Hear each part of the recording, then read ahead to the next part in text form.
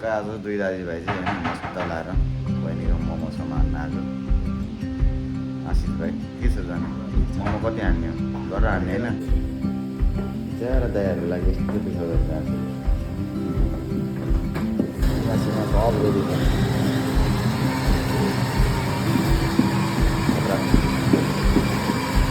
सङ्गीता घुरिङ आएर हान्न के त सङ्गीता कतिको दुःख लागिरहेको छ तिमीलाई हाने अलरेडी धेरै यो चाहिँ के बनाएको यो तिमीले अचार मोमोको अचार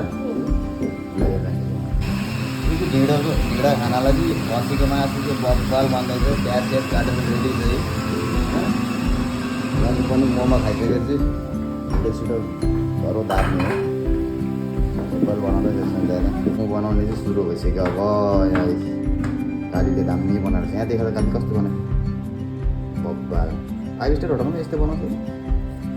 तर कालीले खतरा बनाउँछ नि सङ्गीताले चाहिँ कुन चाहिँ बनाएको थाहा छ चिप्कलीले चाहिँ हाँसेर हेर कडा छ कडा कालीले मक्टु पुरै भर्ने भयो नि अब कालीले कस्तो गोलो खालको नि बनाइदिएको बब्बाल बनाएर गोला खालको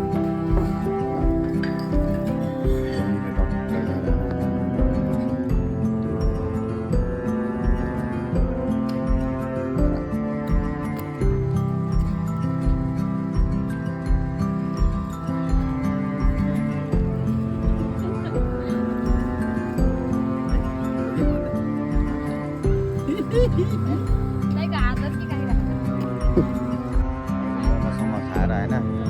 एकैछिन त मोमोसँग खाएर यसो हल्का फोटोसोटो हानेर टक्क लाएर भिडियो सिडियो बनाएर एक दुईवटा